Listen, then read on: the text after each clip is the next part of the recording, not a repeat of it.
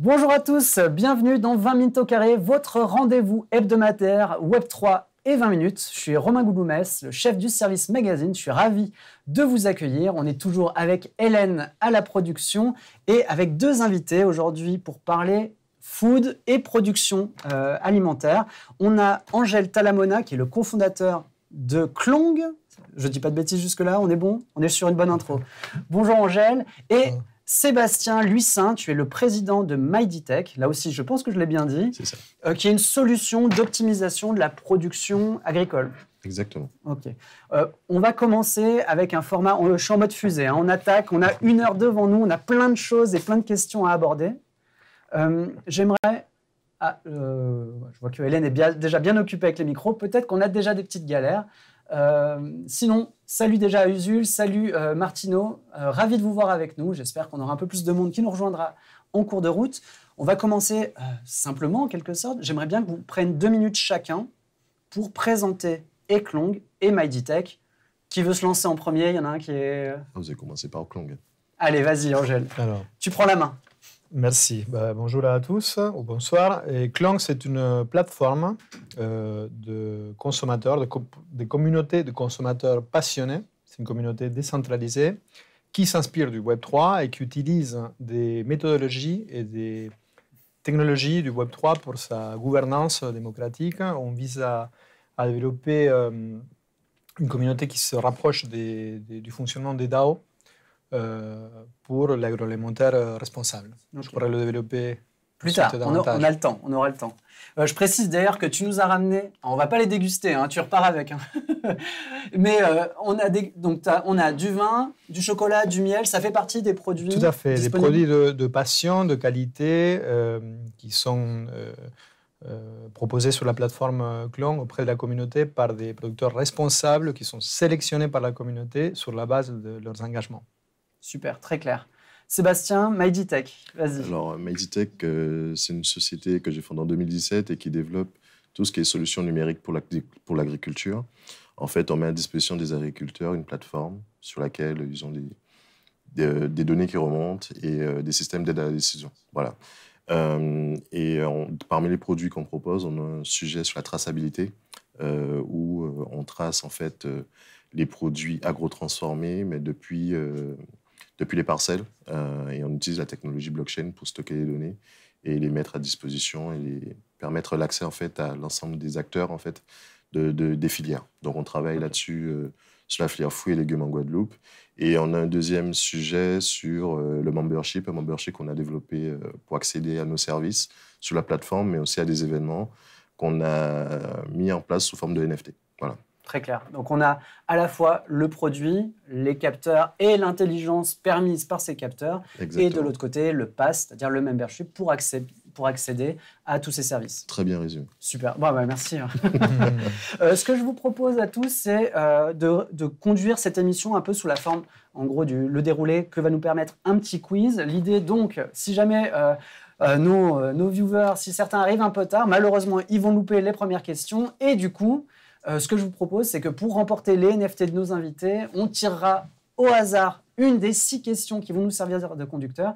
Et ce seront les bonnes réponses de cette question qui permettront, pareil, à une personne tirée au sort de gagner le NFT.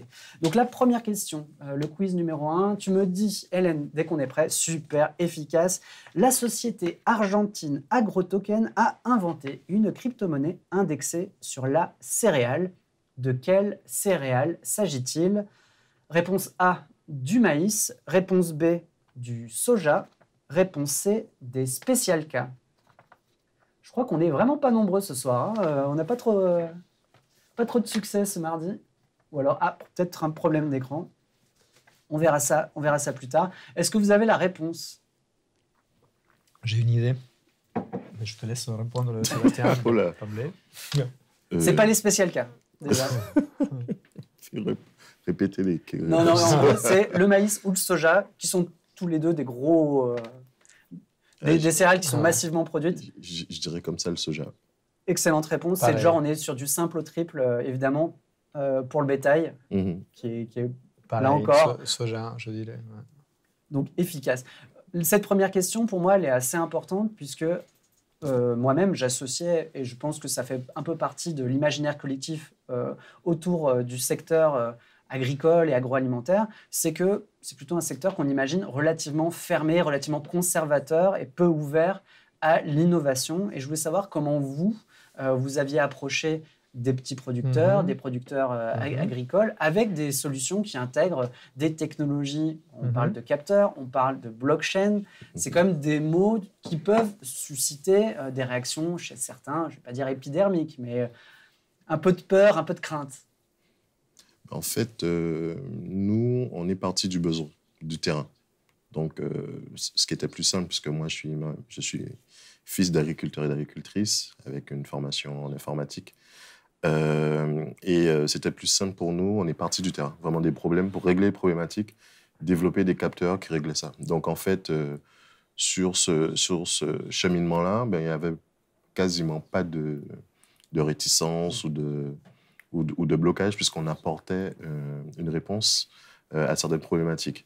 Alors, sur la partie traçabilité blockchain, bon, là, quand on arrive avec un sujet de traçabilité, on répond à des problématiques, mais parler de blockchain, tout de suite, c'est vrai qu'il y a un sujet et certaines craintes sur la protection des données, etc. etc. Donc après, c'est de la pédagogie. Hein. Les gens comprennent qu'on leur explique plus ou moins longuement, mais ils finissent par comprendre que c'est quelque chose qui va dans leur intérêt et qui est ultra efficace. Super, très clair. Angèle, toi, tu as eu des réactions Alors, il y a un peu de tout. Côté écosystème agri, il y a les producteurs proprement dit, et il y a aussi les acteurs de l'innovation, du financement, qui sont dans l'impact social et environnemental, agritech ou économie sociale solidaire. Pour ce qui est des producteurs, on ne parle pas Web3, on ne parle pas de token, on ne parle pas blockchain. Nous ne nous positionnons pas, même si nous discutons régulièrement avec des acteurs qui travaillent sur la traçabilité sur des blockchains.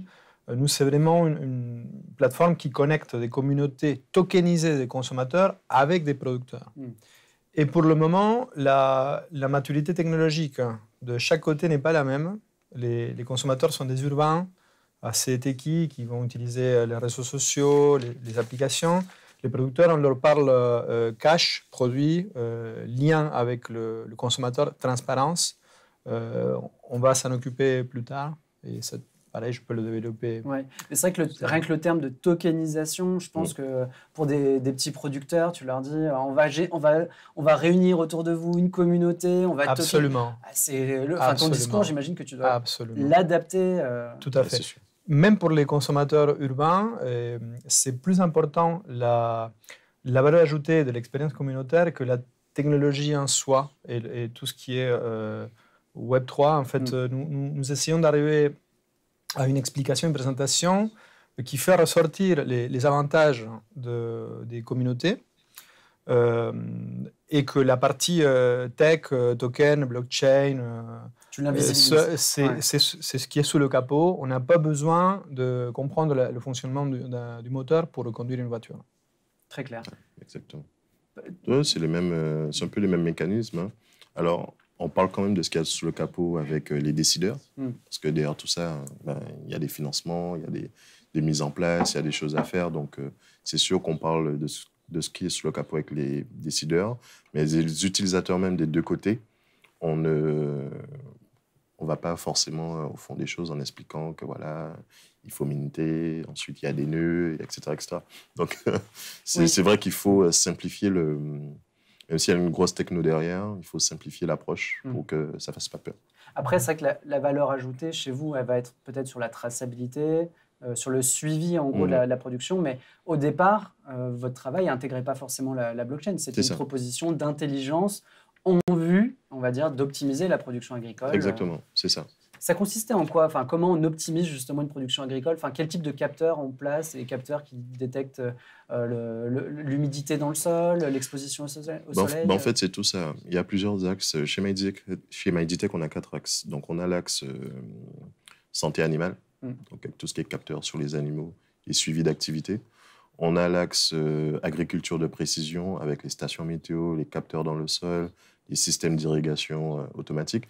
L'idée, c'est d'avoir un contrôle sur l'utilisation des ressources naturelles aussi, pour produire mieux, c'est-à-dire arroser quand il faut, les quantités qu'il faut, sans consommer dans l'excès. Donc, ça demande d'avoir pas mal de données, aussi bien météo, mais aussi bien des données de sol, pour pouvoir bien agir. Derrière, il y a un peu d'intelligence artificielle quand même pour piloter. Par exemple, l'association de stations météo, de capteurs de sol chez nous et d'électrovannes permet d'irriguer une parcelle de manière totalement automatique, sans intervention humaine. Donc, c'est ça. Et on a l'axe sécurité, puisqu'il y a aussi des sujets de vol, de production, de destruction, mais aussi de matériel agricole. Donc, on développe des solutions autour de ça, caméras, barrières infrarouges, on a de l'imagerie aérienne par drone aussi. Et pour finir, on a l'axe, tout l'aspect traçabilité, blockchain, que j'ai cité tout à l'heure. Et en fait, sur ces éléments-là combinés, ça permet à la fin, par exemple, on a testé notre système sur 5 hectares de canne à sucre en Guadeloupe, et on a optimisé en fait la rentabilité de l'exploitation de 40%. Ok. Donc voilà, donc c'est... C'était la production familiale qui a pris plus de 40%. Oui, c'est ça, exactement. Efficace. Oui, parce qu'en fait, on a le contrôle sur l'usage des intrants. On a le contrôle, on maîtrise l'usage des intrants, on maîtrise la consommation d'eau, on maîtrise tout ce qui intervient. L'effort aussi, puisque le temps aussi est quantifiable.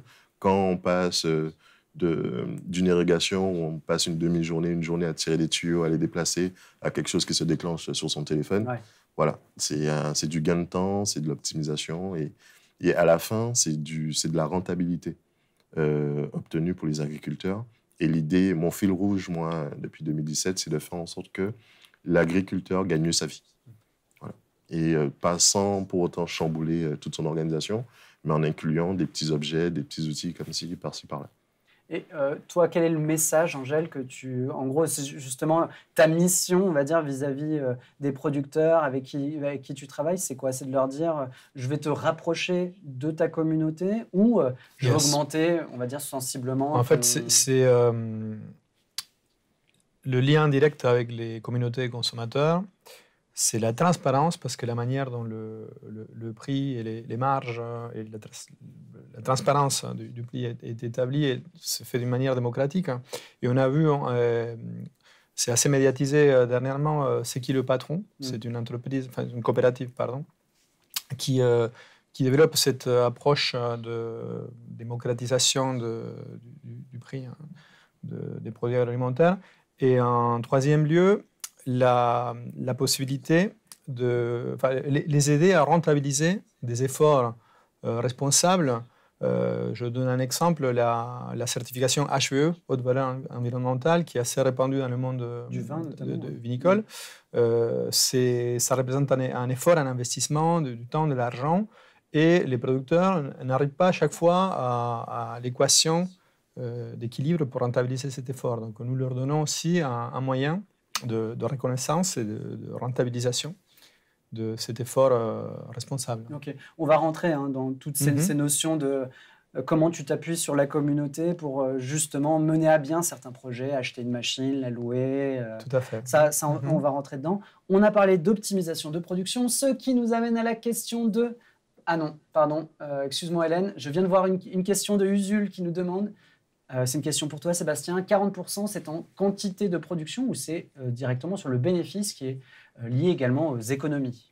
En fait, c'est sur le bénéfice, mais le bénéfice est lié à la production et aux économies. C'est-à-dire que, en fait, il faut trouver le juste milieu entre... Nous, on n'est pas... Même si, personnellement, je suis pour l'élimination des intrants, mais pour les agriculteurs, je sais que c'est compliqué.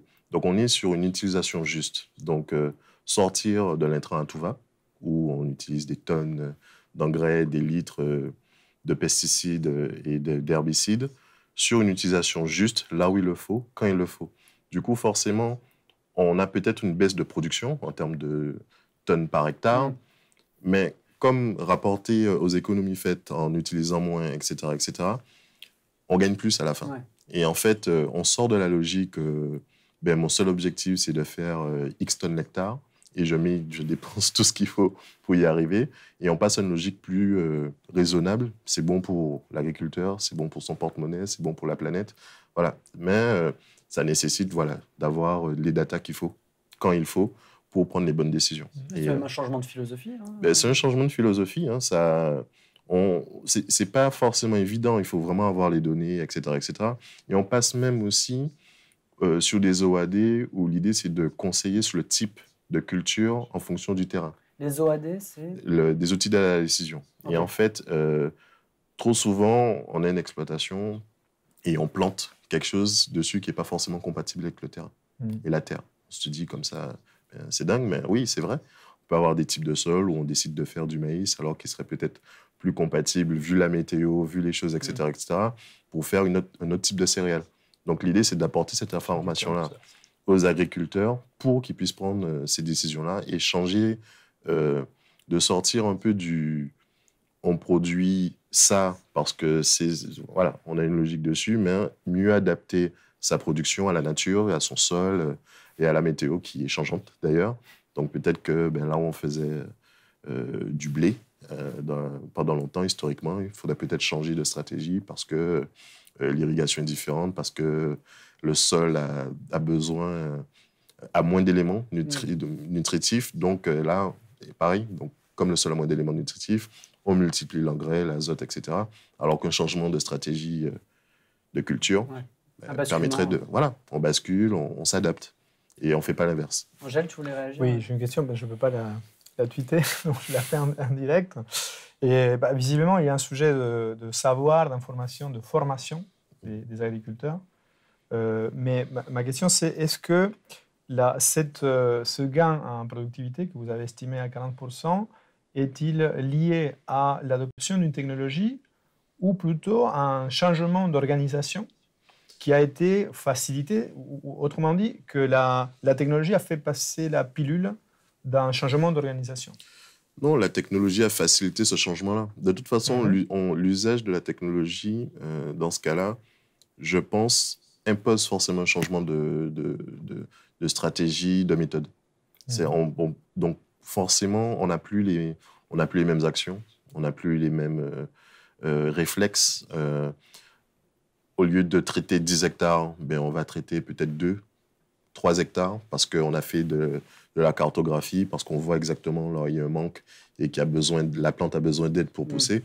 Au lieu de manière automatique, tout traiter, on traite juste les zones qu'il faut. Donc, c'est un changement de technique. C'est un changement de technique, un changement de paradigme. Et ça, une façon pour adopter ces sujets-là, c'est quand même le côté rentabilité, puisqu'à la fin, c'est ce qui parle à tout le monde. À la fin, c'est ce qui parle à tout le monde. Et en second plan, c'est mieux pour la planète, etc., etc. Mais quand même, avec une maîtrise de ces outils-là, on arrive quand même à faire des choses intéressantes. À la fin, on parle beaucoup de pouvoir d'achat. En ce moment, c'est du pouvoir d'achat. Ouais, très clair. Ouais. On bascule, pardon Hélène, pour tout à l'heure, je t'ai fait un appel du pied, mais loupé totalement. On est cette fois bien sur la question numéro 2. On a parlé d'optimisation de production. Quelle est, justement, on parlait, il faut un bon sol, il faut aussi du soleil. Quelle est la blockchain la mieux exposée du Web3? C'est une question un peu alambiquée, avec trois réponses. La réponse A, Ternoa. Réponse B, Solana. Réponse C, Tezos. Usul, je vois que tu te précipites sur la réponse A. Attention, je sais que tu es un fan de Ternoa, mais cette fois, je suis désolé, mais ce n'est pas la bonne réponse. Je vous laisserai. Mais sachez que Laurent m'a parlé des origines d'une blockchain dont le nom serait celui d'une plage où allaient les développeurs. Voilà, donc je vous laisse phosphorer là-dessus, mais voilà. C'est Laurent qui m'a susurré cette question. Je vous laisserai également rechercher de votre côté, mais oui, c'est le petit point. On essaye aussi d'apprendre des choses avec ces petits quiz. L'idée, c'est, avec cette question, de s'interroger sur la nécessité d'intégrer la blockchain dans vos processus. Tu aurais pu très bien, par exemple, Angèle, toi, créer une communauté, peut-être pas une communauté Facebook, mais, ou même un Discord, sans y intégrer la blockchain. Qu'est-ce qui t'a poussé à le faire? J'imagine que c'est le token, mais comment t'es venue l'idée d'intégrer la blockchain à tout ça, sachant que ça complexifie? On répond au quiz après. Ah le quiz, la réponse B, c'était la réponse B, je suis désolé. C'est Solana pour Solana Beach. Pardon. Oui. Alors, Oui, nous voulions, au démarrage, donc on a fait le soft launch de Clong novembre 2022. C'était dans le cadre d'un événement conjoint avec le collectif Web3 Friends with Benefits. Et nous voulions profiter au maximum du moment fort du Web3, de l'opportunité des cas d'usage connectés à l'économie réelle et matérielle, que après, en réalité, on en voit très peu. Ça, on pourrait le développer plus tard. Et de tous ces outils qui ont été financés, il y a eu des centaines de millions de dollars pour faire du tooling, de capital risque pour faire du tooling. Messadi Governor, Snapshot. Donc moi-même, j'ai été assez présent, actif dans des DAO. Donc j'ai vu le phénomène, j'ai vu le côté intéressant et moins intéressant ou un peu inquiétant. C'est autour de la volatilité de certaines DAO. Donc, et pour pouvoir profiter pleinement de cette approche, ces modalités, c'est avec des tokens et des communautés tokenisées sur la blockchain. Alors, je veux bien que tu m'expliques comment tu l'intègres et comment fonctionne Clong. C'est-à-dire, on a parlé, les produits là, je peux les choisir sur le site de Clong. On demanderait justement peut-être à Hélène de retrouver le site. Je veux bien qu'on donne l'URL. Oui. C'est quoi? C'est Clong, klong.app. Très clair. En Clong, c'est les marchés flottants en Thaïlande. C'est la couleur, la vivacité, la fraîcheur, le contact humain. Donc, sur Clong, concrètement, les communautés de consommateurs passionnés, cette passion englobe la responsabilité, peuvent sélectionner des producteurs tout en appliquant des critères comme la création d'emplois, la qualité du sol, quand c'est applicable le circuit court. Ils peuvent acheter des produits issus de ces producteurs. Pour chaque achat, il y a une partie de l'achat, un pourcentage, 10% de l'achat qui va nourrir l'activité coopérative, donc qui vont backer des tokens de gouvernance avec un peu d'utilité. Donc on applique les sept principes de schéma coopératif. En fait, c'est une coopérative de fait. L'entreprise n'est pas une coopérative, c'est une SAS, mais la communauté fonctionne comme dans une la petite coopérative. Et aussi, ces utilisateurs, ces membres de la communauté peuvent voter des financements de projets solidaires ou des projets spéciaux par un schéma de soumission de projets, délibération, vote, qui s'inspire du Web3. Donc, un projet solidaire, typiquement, c'est participer aux frais de vendange d'un vigneron qui va faire un nouveau lot et qui n'est pas suivi par les banques. Donc, il y a énormément de choses qu'on peut faire par la prévente ou le préachat. Donc, on avance le cash et le producteur rembourse un produit. Ou des projets spéciaux comme la location d'un robot agricole pour une petite coopérative. Donc ça, c'est en gros, je vais acheter 100 €, on va dire. Je me fais un beau panier, j'achète 100 €. En fait, sur les 100 que j'ai dépensés, il y en a 10 qui vont dans le pot commun en Clong, votre token. Et je peux te le dire précisément, c'est 8 qui vont à la trésorerie commune, enfin qui vont déjà backer des tokens, qui vont à la trésorerie commune, et 2 qui reviennent en token sous la forme de token de gouvernance. Donc plus tu as de tokens, plus tu as un poids dans la prise de décision de la communauté. 8 pour la communauté et 2 pour toi, 80, pour gouverner. 80, 20.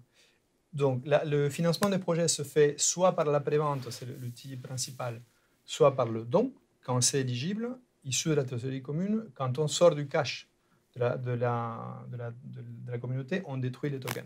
Ok, voilà. Très clair.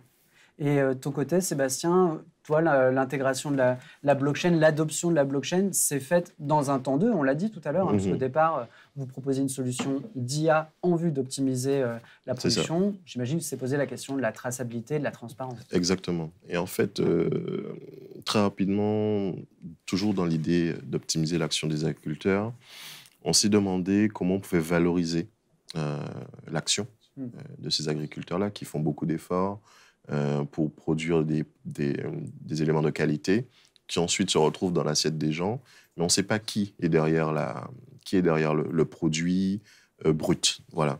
Et l'idée, c'était justement d'apporter une solution qui permettrait de tracer ça mais qui garantirait la légitimité un peu de l'information. C'est-à-dire que si on dit que telle sauce tomate a été créée à base de tomates qui viennent de cette exploitation-là, qui elle a un label bio, etc., comment on le certifie et comment on peut affirmer que ce qui a été inscrit par l'agriculteur dans le système d'information est unique, validé et ne peut pas être modifié, etc., etc. Donc la réponse à ça, c'était la blockchain. Et donc du coup, on a commencé à travailler sur cette base-là. Et en plus, dans le moment où on s'est interrogé sur le sujet, c'était quelque chose de vivant. Il y avait enfin, c'est encore quelque chose de vivant. Donc c'était assez passionnant pour nous, et du geek en moi. Oui, parce que tu as une formation d'ingénieur. Voilà, c'est ça, de travailler sur ce sujet-là et de l'apporter dans le monde agricole où on se dit, quand même, c'est pas forcément évident pour tout le monde de se dire que bon, la solution, la techno qui est derrière les crypto-monnaies va servir à tracer une sauce tomate. Voilà, pour prendre l'exemple. Et les labels, donc bio par exemple, les certifications, ils peuvent s'appuyer, ils le font. Enfin, j'imagine qu'ils le font pas encore. Dans ce qu'on est en train de mettre en place, alors on est dans une phase de mise en place en Guadeloupe, c'est la filière fruits et légumes, c'est l'objectif qu'un opérateur tiers puisse s'appuyer sur la techno, sur la plateforme, pour lui générer des labels ou des certifs sur la base des informations qui ont été recueillies. Donc c'est pour ça que même dans la constitution de l'outil qu'on est en train de mettre en place, toutes les informations qui sont remontées, stockées, testées, validées, etc., on les a choisies en concertation avec les futurs acteurs. Ok. Oui, parce que j'imagine qu'il y a un intérêt. Imaginons que je suis un producteur de tomates et je veux attester que je fais du bio. Il y a évidemment la possibilité, il y a un cahier des charges à remplir, mais le fait de fournir des datas qui le prouvent, et j'imagine que vous avez même des alertes. Imaginons que par mégarde, je verse du pesticide et des engrais à foison ou j'ai mal passé une consigne. Les capteurs, voilà, quand bien même c'est des capteurs d'humidité et autres. Et en fait, nos capteurs, c'est pour ça qu'avec notre système, ce qu'on est en train de déployer en Guadeloupe, typiquement, on va avec un maillage assez dense des terres agricoles de la région. Nos capteurs peuvent être tiers de confiance, en fait, et valider des déclarations. C'est-à-dire que si quelqu'un... Et même l'IA derrière, c'est-à-dire que même sur... on a des déclarations qui peuvent être faites, c'est typiquement l'origine d'un produit. Par exemple, on reprend l'exemple de la tomate. On a un agriculteur qui a un hectare qui dit je donne des chiffres au pifin. Et on a un agriculteur qui a un hectare qui dit j'ai produit 300 kilos de tomates de telle variété. On sait que le taux de production de cette tomate-là, c'est plutôt son résultat devrait plutôt être de 100 kilos. Donc on peut lancer une alerte sur la véracité de l'information qui est déposée. S'il explique que j'ai fait 1 hectare de tomates purement bio, on sait, avec les études empiriques qui existent, que de la tomate bio sur 1 hectare, on est plutôt aux alentours peut-être de 20-30 tonnes l'hectare. Donc, encore une fois, je dis des chiffres au hasard, mais c'est plutôt 20-30 tonnes que 100. Ouais. Donc, on peut faire des vérifications sur le déclaratif par rapport à la connaissance de l'état de l'art. Et ensuite, on a les capteurs qui mesurent les NPK, le pH, tout ça. On peut étudier la variation des données dans le temps. Donc, on peut, s'il y a, malhonnêteté sur les déclarations, lancer des petites alertes sur le fait qu'il y a peut-être un contrôle humain qui doit être fait sur cette parcelle-là. Parce que pareil, sur les sujets bio, le bio français est plus strict que le bio du Costa Rica, par exemple. Mais là encore, on est sur des labels, des choses qui sont données, mais c'est vérifié tous les 3 ans, je crois. Oui, c'est ça. Tous les 2-3 ans, entre-temps. Bon, voilà. Sûr. Donc, l'idée, c'est quand même certifier au consommateur que ce qu'il achète et ce qu'il paie cher, au final, qu'on arrive... voilà, on est sur quasiment, on passe du simple au double quand on est sur du bio sur certains produits. Le minimum, c'est de s'assurer que ce qu'on achète, c'est vraiment ça. Voilà. Tout simplement. Et j'imagine qu'en plus, derrière, il y a des enjeux parce que vos clients, c'est les producteurs. Et du coup, Oui. c'est un peu, quand bien même l'information est sur la blockchain, enfin, j'imagine qu'il y a un rapport qui doit être assez intéressant au sens où bah, vous avez des infos sur eux qui peuvent être relativement, des fois, je ne vais pas dire incriminantes, mais si jamais il dit qu'il fait du bio, mais qu'au niveau mais que dans la pratique, ça ne se traduit pas forcément. C'est toute la... Dans ce qu'on amène en termes de technologie, c'est toute la subtilité. C'est là qu'il faut faire preuve de beaucoup de pédagogie. Voilà. C'est sûr que... et ensuite, il y a la protection des données, etc. etc. Donc, Oui, vous êtes pas policier. tous ceux qui sont qui rejoignent le système sont informés de l'utilisation des données qui vont être, de quelles données qui vont être publiques. Il y a certaines qu'on nous demande de garder, qui servent ensuite à déduire des choses, mais qui restent privées. Mais voilà, donc c'est tout un art particulier de répondre. C'est des craintes aussi des gens, de répondre à ces craintes-là en sécurisant quand même ce qui est public, tout en informant les gens très clairement de ce qui va être fait des données renseignées. Donc, s'ils ne veulent pas faire partie, personne n'est obligé, pour le coup. S'il ne veut pas faire partie de ça, il n'en fait pas partie. Ouais. S'il en fait partie et qu'il sait qu'il y a des vérifications qui vont mettre en lumière s'il y a fraude ou s'il y a anomalie, on va dire, entre ce qui est déclaré et ce qui est observé. Ok, très clair. Je vous propose d'aller sur la question 3. Vous allez voir, on parlait justement de récolter de la data. C'est une question qui colle un peu avec ça. Hélène, on est bon? Super, merci. Dans le monde de la DeFi, que récoltent les farmers? Donc la DeFi, c'est la finance décentralisée. Réponse A, du son. Réponse B, de l'orge. Réponse C, du blé. Elle est facile, celle-là. Elle est facile. J'espère que ce n'est pas elle qui sera tirée au sort, mais je vois qu'on se jette sur la bonne réponse. Vous avez raison. Salut Elven, je ne t'avais pas vu arriver. Welcome. Bon, on a parlé justement de récolter de la data, de l'utilisation qu'on en fait. Toi, aujourd'hui, c'est pas, tu récoltes pas tant que ça de la donnée. C'est plus une approche qualitative plus que quantitative. Donc à ce stade. Après, évidemment, si la communauté, le volume de transactions se développe, il y a énormément de choses que les méthodes d'analyse quantitative de la donnée peuvent nous apprendre. Mais je ne sais pas si c'était le sens de ta question. Si, bien sûr. C'était de voir un peu ce que vous faisiez, en gros, qu'est-ce que vous apprenez, l'utilisation de des tokens, par exemple, sur la façon dont votre communauté... Parce que même comment vous vous placez en tant que projet. Hein. Alors, il y a un sujet quand même assez important dans ta question, c'est la notion du cahier des charges qui sera utilisé par la communauté pour choisir, pour qualifier un producteur, un produit ou un projet. Donc, nous élaborons avec la communauté un cahier des charges de manière démocratique qui tient compte des éléments techniques de soutenabilité.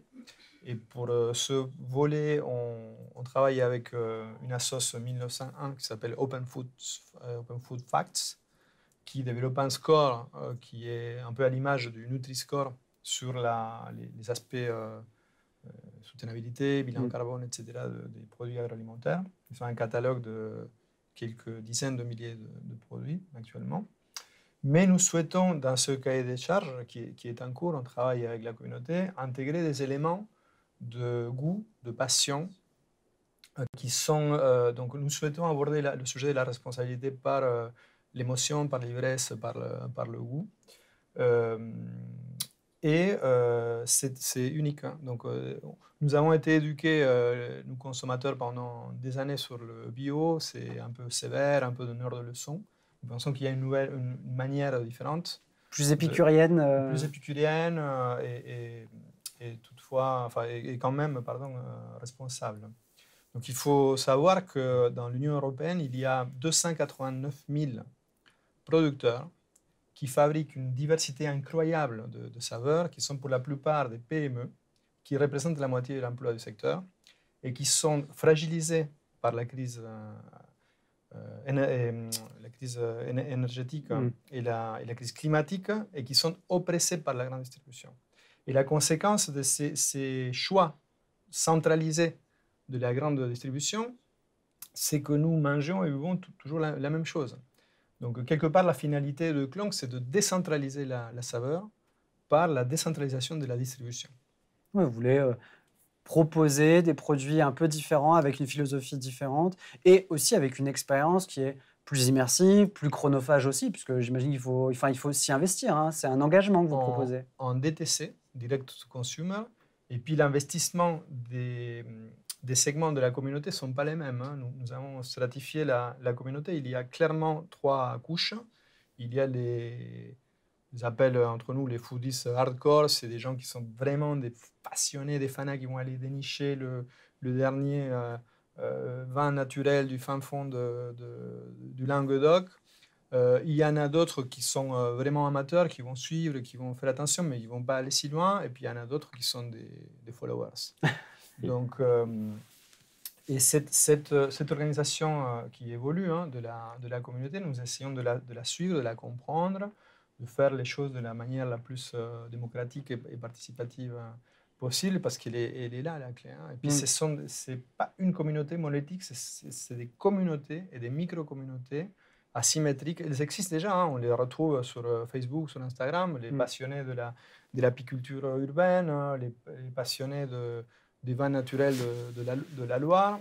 Mais si on les met ensemble, ça fait quelques dizaines de millions de consommateurs qui sont assez urbains et qui sont, là je ne vais pas aller très loin, mais qui sont parfois paradoxaux dans leur choix.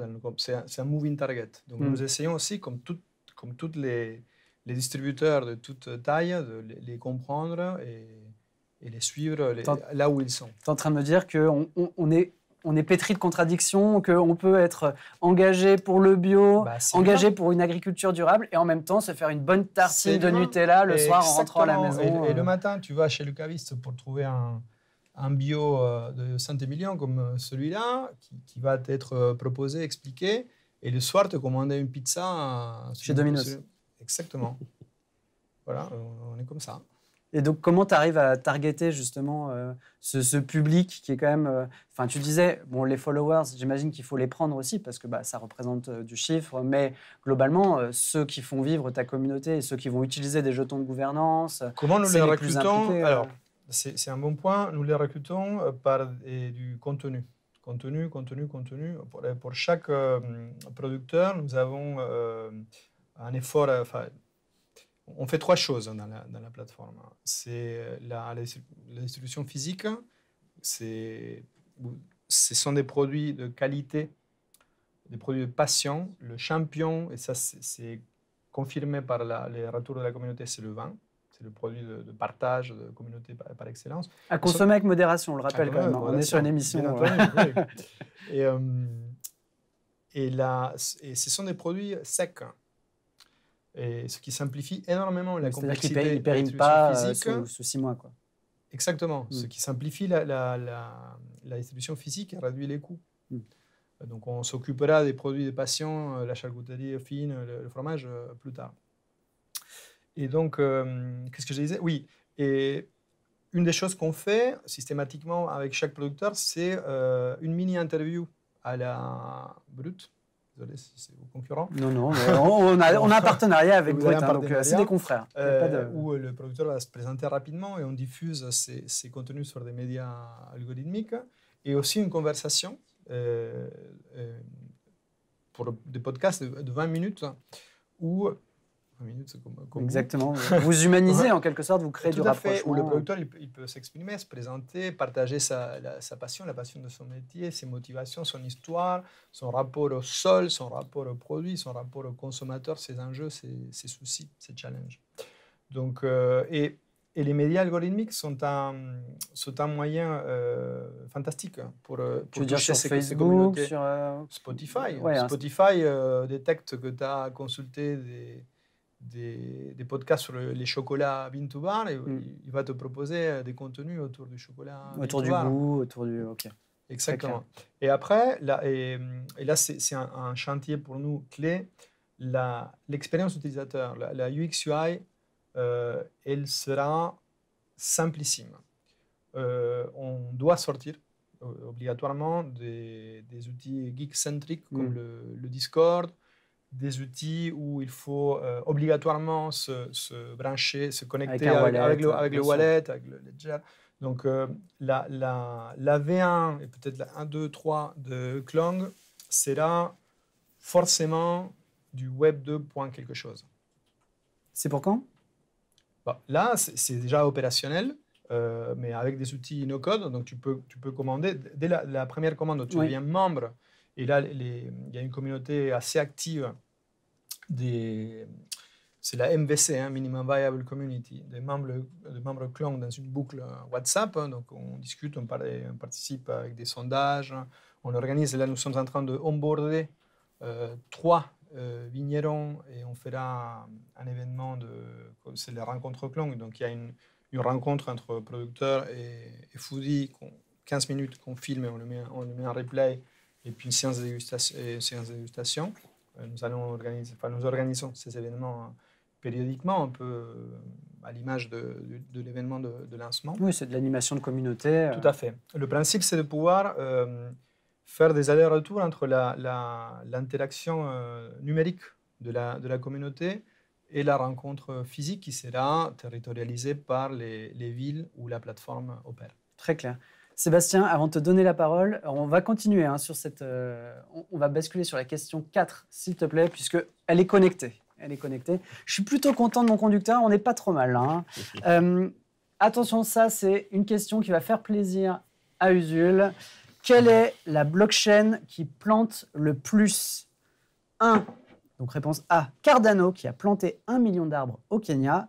Réponse B, Azes, j'espère que je l'ai bien prononcé, et c'est Natcoin qui veulent planter 10 millions d'arbres.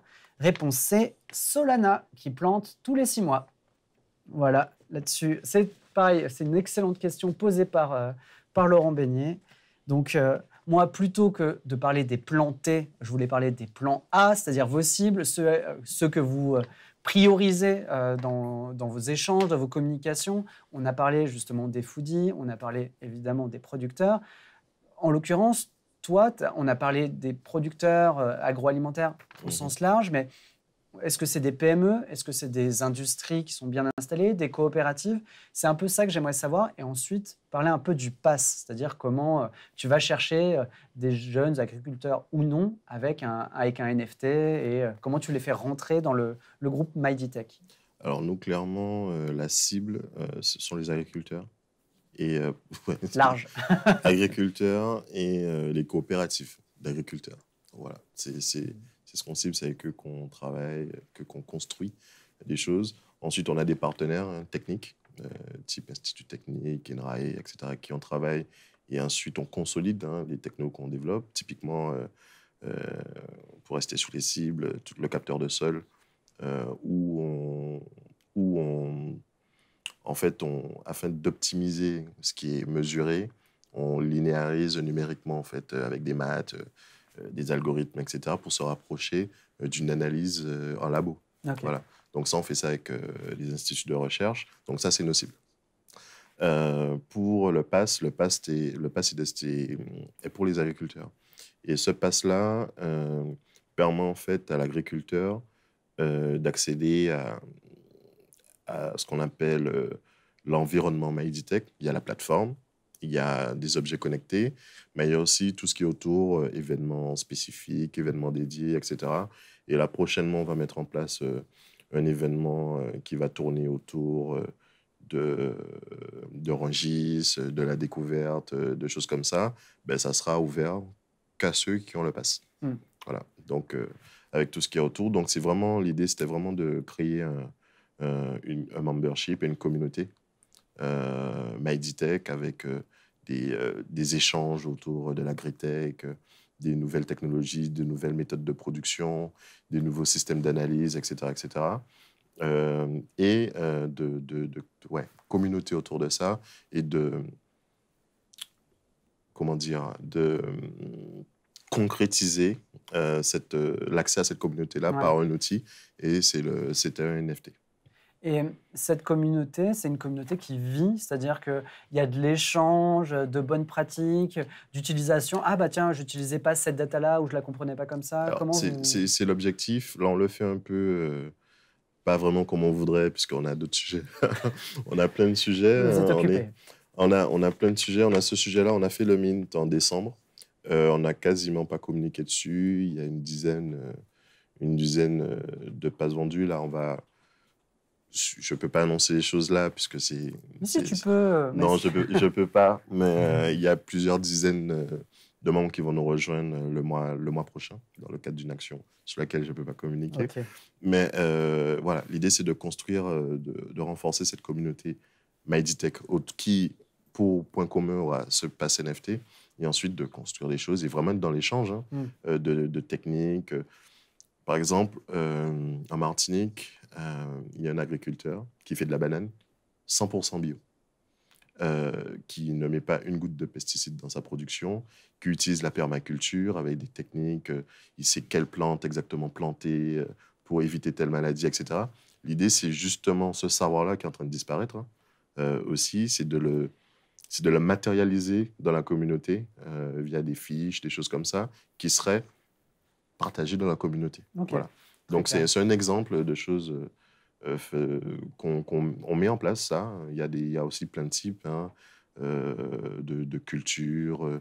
On a des technologies, des algorithmes aussi qui permettent d'estimer le taux de sucre de la canne en fonction du pH du sol, etc. etc. Donc, sachant que, par exemple, le prix de la canne à sucre est au poids, mais aussi au taux de sucre. Okay. Il est indexé sur... Ouais, c'est indexé un peu. Donc, c'est parfois une belle différence sur le prix de la tonne. Donc, c'est d'apporter des solutions. Et ça, je l'ai appris par quelqu'un qui nous a rejoints. Okay. Donc, c'est vraiment avoir de l'information, la récupérer. Et nous, en plus de l'avoir, c'est de créer des services autour, accessibles à cette communauté-là, pour qu'ils puissent faire le nécessaire. Sébastien. Vas-y, Angèle, je t'en prie. Donc, le NFT, si j'ai bien compris, c'est des NFT d'utilité. Oui. NFT qui donnent accès à des services. Ça. Est-ce que, et comment ils le perçoivent de votre cible parce qu'il y a beaucoup de gens qui font l'amalgame. NFT, c'est OpenSea, Bored Apes. Est-ce qu'il y a, par exemple, une pièce de digital art associée? Et est-ce que tu peux donner un exemple d'utilité de ces NFT, si c'est par exemple l'accès à un événement. Oui. Et puis, est-ce que vous prévoyez que ces NFT soient échangeables, qu'ils puissent être revendus? Le NFT est échangeable. Donc, il peut tout à fait être vendu si un agriculteur part en retraite, cède à son enfant, etc., ou vend son exploitation, etc. C'est ça, il conditionne l'accès à vos services. Oui, voilà, c'est ça. Donc, il peut le transférer, donc ce n'est pas un problème. Sur les exemples, j'ai donné l'exemple d'événements qu'on va faire autour de Rungis, peut-être, etc., qu'on va mettre en place, de services additionnels sur la plateforme auxquels ceux qui ont le pass peuvent accéder. Donc, c'est ce genre de services complémentaires, d'utilité. Et j'oublie le truc. Oui, c'était la première. Et la perception. Quand vous dites NFT, parce qu'il y a plein de... Comment on dit euphémisme. Parfois, on parle collectibles ou pass. Vous-même, vous parlez pass. Comment ils perçoivent ces en fait, qui sont dans ma présentation, je crois que j'ai dit NFT une seule fois. Oui. Voilà, je dis NFT une seule fois et je parle vraiment de membership derrière. C'est une question qu'Usul posait. Je suis désolé, je ne l'ai pas repéré un peu plus tôt. Et Bye Bye 28, qui vient de partir, il demandait si en Martinique et en Guadeloupe, globalement, la population était, je ne vais pas dire réceptive, mais si vous aviez un input sur comment était reçu, ou comment était perçu le Web3, la blockchain? Pas plus ou moins qu'ailleurs. Okay. Pas plus ou moins qu'ailleurs. Les gens sont au fait de ce qui se passe. Quand on parle NFT et de blockchain, on parle tout de suite dans les crypto-monnaies, ce genre de choses, avec les avantages et les inconvénients. Donc, il y a encore une fois de la pédagogie à faire pour expliquer que c'est la technologie qui est derrière qui permet de faire X, Y, Z. Et ensuite, sur la NFT, comme j'ai dit, sur la présentation, pendant les 30 premières secondes, j'en parle. Et ensuite, on est vraiment sur membership, accès, information. Et en fait, c'est vraiment un moyen d'accéder à quelque chose. Et ce n'est pas le sujet principal. Voilà. Alors, Usul enchérit. Il demande si c'est plutôt chez les nouvelles générations qu'il y a une compréhension de l'intérêt potentiel technique, peut-être, de ces technos. Sincèrement, je n'ai pas repéré de différence. Et je dirais même plus que Si on doit vraiment faire une comparaison, c'est plus simple à expliquer aux anciens. Ok. Et étonnamment, parce que... C'est plus simple à expliquer aux anciens parce qu'ils ont moins d'idées reçues. Ok. Voilà, aussi, c'est ça. Ils ont moins d'idées reçues, donc on échange, ils comprennent ce qui est dit, et ensuite basta. Chez les jeunes, il y a plus quand même de... Ils en ont plus entendu parler, ils sont plus au fait de ce qui se passe positivement et négativement, donc il y a beaucoup plus d'interrogations. Mais à la fin, un peu de pédagogie, d'explication, et surtout présenter le sujet vraiment comme un moyen plus que la fin. Ça oui, parce que c'est ça, le message chez vous, ça reste celui d'optimiser la production agricole. Voilà, c'est ça.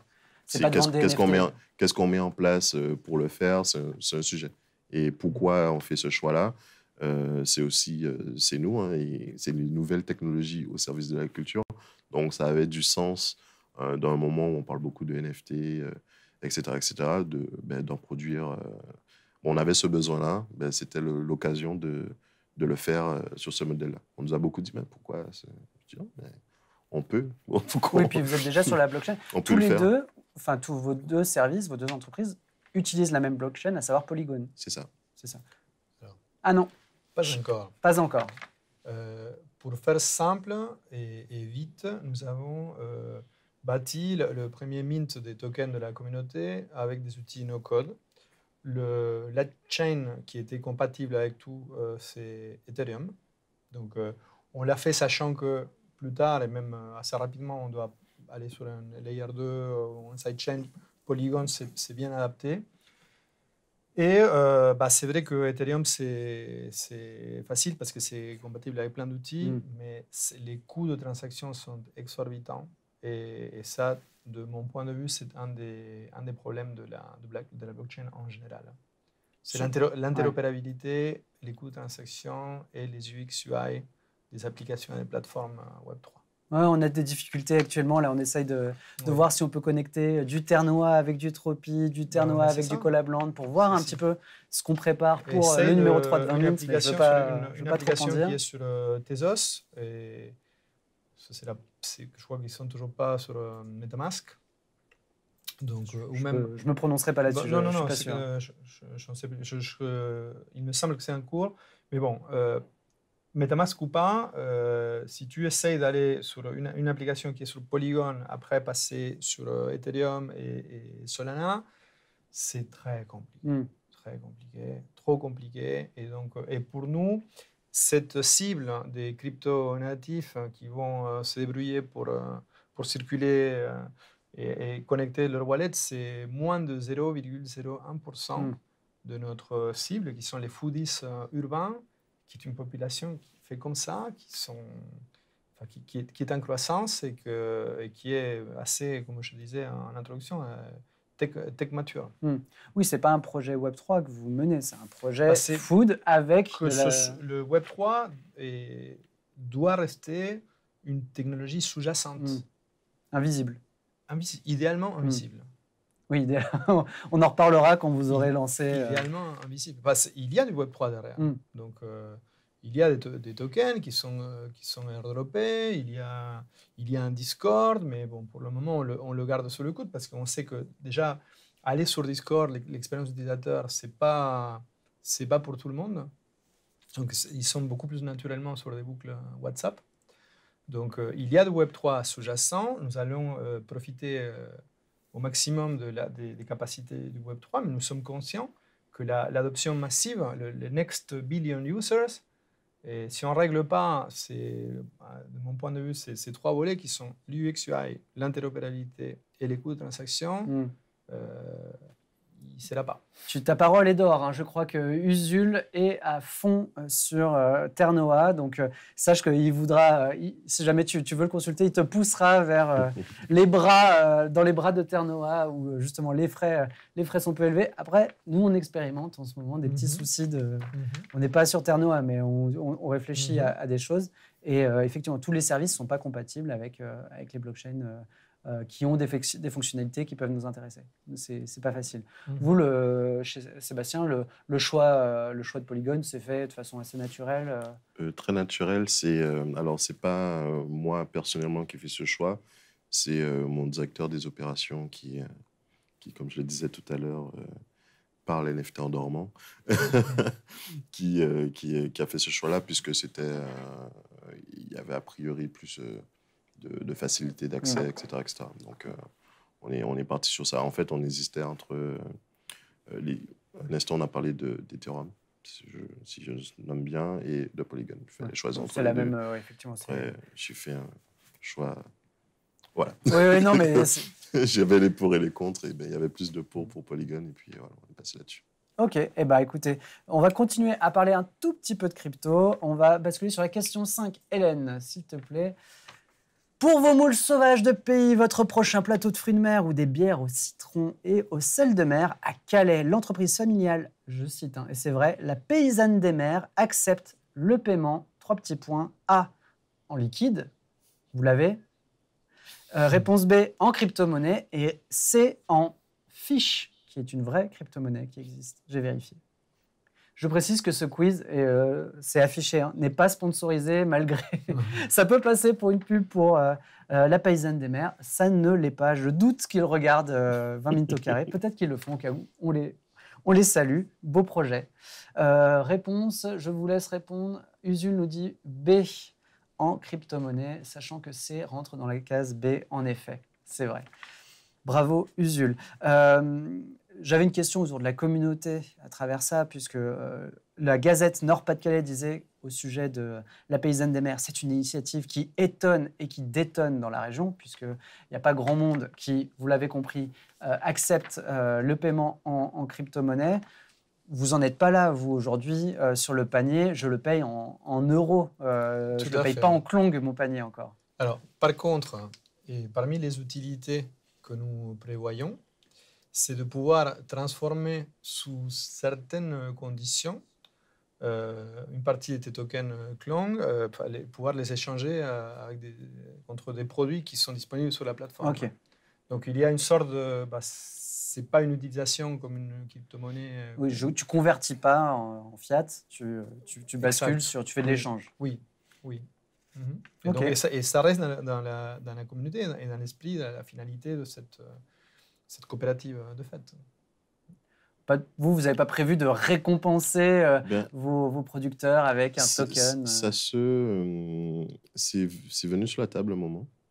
On l'a écarté temporairement, mais je pense que ça va se faire. De récompenser les agriculteurs les plus vertueux avec... c'est dans... je dis ça souvent, j'ai mon petit carnet avec mes idées et mes trucs. C'est dans le petit carnet. Après, quand exactement, je pense qu'on activera ça plutôt au deuxième semestre de cette année. Mais c'est dans le pipe, et même pouvoir payer certains services Meditech en crypto aussi. Oui, tout à fait. Et nous, dans le même sens, on prévoit des petites bounties. Donc, nous avons été approchés par des web développeurs, des designers UX UI. Donc, nous sommes très près de mettre en place un schéma très simple.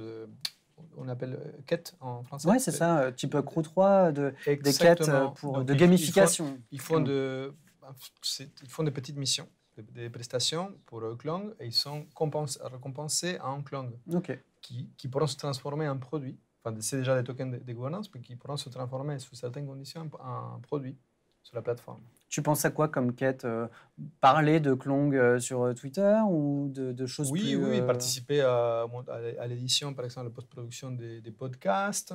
Là, il y a une personne qui nous a approché pour faire l'UX UI responsive pour aller sur le mobile avec l'application, le formulaire d'achat et d'interaction. Donc, oui.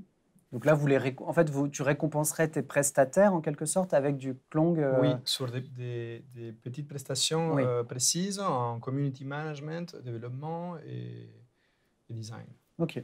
Oui, parce que ça reste un projet qui est encore tout naissant. Hein. Vous avez combien de... On n'a pas à lever des capitaux, on est à la MVC.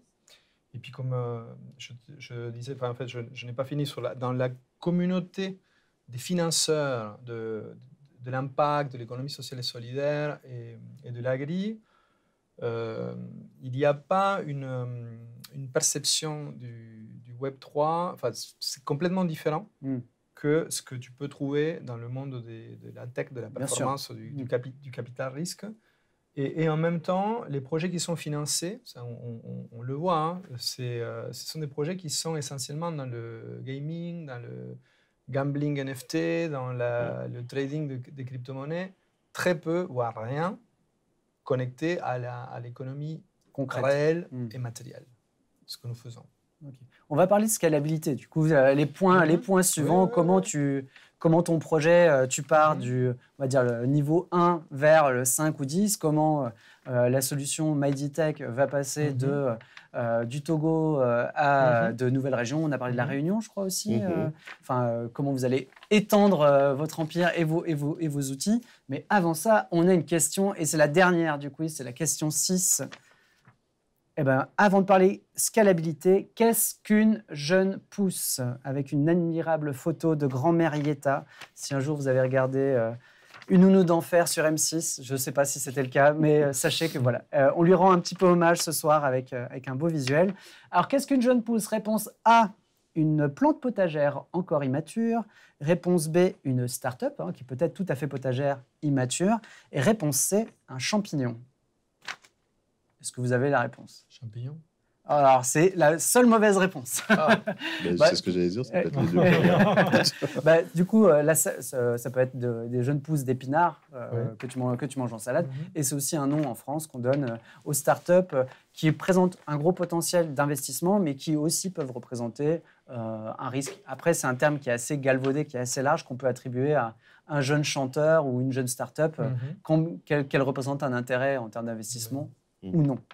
Et d'où l'idée, justement, avec cette question, de savoir comment passer de jeunes pousses, ce que tu es avec Klong, et moi, j'imagine que vous êtes un poil plus avancé de votre côté, pour aller vers vos prochains enjeux, vers la scalabilité. Et... Je commence. Je t'en prie, ou sinon, Sébastien, je vous laisse.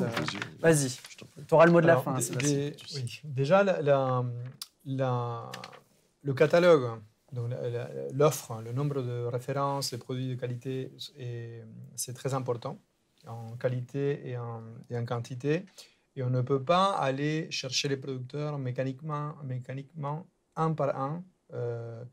Nous cherchons un moyen d'identifier le référent qui va nous faciliter la tâche. C'est du côté des chambres de commerce, des interprofessions. Bon, là, ça c'est un sujet très important pour pouvoir atteindre la scalabilité, sortir d'une logique mécanique artisanale un par un. Ça, c'est une partie. Une autre partie, c'est par un partenariat avec un média. Partenariat avec un média parce que, comme je te disais, c'est l'attractivité et le recrutement des consommateurs, mais aussi des producteurs, passe en grande partie par ce contenu où les producteurs, mais aussi des foodies, peuvent exprimer leur passion, etc. Et aussi, il y a un sujet lié à la distribution physique. Donc, nous sommes conscients qu'à un moment donné, pour scaler, il nous faut un partenaire industriel, un champion, type DHL, La Poste, avec lequel on va pouvoir faire plein d'autres choses, parce qu'ils sont d'ores et déjà des produits sur l'étagère, comme La Poste Chronofresh, pour la distribution agroalimentaire. Très clair. OK. Merci Angèle. Sébastien, je t'en prie. C'est le moment de nous balancer de l'info en exclu. Alors, nous, on a... donc, c'est une société guadeloupéenne qui est son siège social en Guadeloupe, beaucoup d'activités en Guadeloupe, mais qui tout de suite s'est positionnée dans le fait de produire en Guadeloupe pour développer à l'international.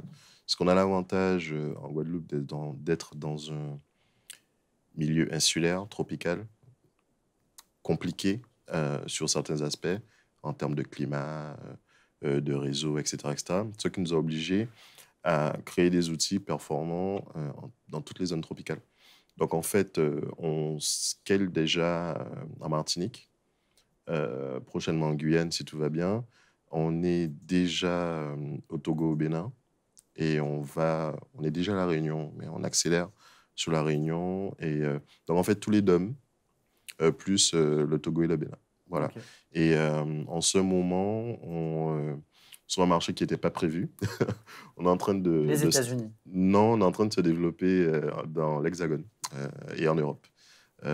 sur certains de nos produits. Donc, on a pour ça levé déjà en juin 2022. En juin 2022, on a levé auprès de fonds parisiens Apicap, et ce qui nous permet de développer notre activité. Vous avez levé combien? 2 millions? On a levé en equity 1,3 million, Okay. mais ce qui venait boucler un financement total de 2,5 millions. Okay. Voilà. Donc avec Région Guadeloupe, Crédit Agricole, plus les fonds apportés par Apicap. Et l'avantage d'avoir des appareils, des capteurs tropicalisés, donc c'est-à-dire qui résistent aux contraintes du milieu, c'est que en France, ils sont déjà ils sont couverts, peut-être sauf le froid éventuellement. Mais le seul, ce que je n'ai pas précisé dans la présentation de tout à l'heure, c'est que tous nos objets connectés fonctionnent à l'énergie solaire. Ah oui, ça tous. je ne savais pas par exemple. Absolument tous. Donc en fait, on n'a besoin d'aucune infra spécifique pour déployer sur les exploitations. Donc on peut... partout où il y a du soleil, on peut installer, tout simplement. Et les contraintes tropicales sont autrement bien plus compliquées que celles... Oui, ce n'est pas l'ensoleillement qui pose problème. Non, il y a une faune différente, il y a une flore différente, il y a des sujets de zone blanche avec le réseau, tout ça, etc. Ce qui nous a obligés aussi d'être aussi un opérateur LoRa. Okay. Opérateur LoRa, c'est... C'est-à-dire que la technologie qui permet aux objets connectés de communiquer entre eux et d'envoyer des informations par Internet, on gère le déploiement de réseau. Génial. Clairement. Donc, du coup, ça nous permet de scaler de manière pleinement autonome là où on le souhaite. OK.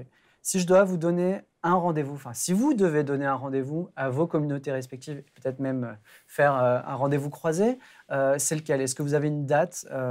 Angèle, est-ce que tu as une entrée avec des nouveaux produits, des nouveaux producteurs? Oui, c'est en cours, on est en train de caler la date. Ce sera fin avril, début mai, de la prochaine rencontre Klong avec des nouveaux producteurs.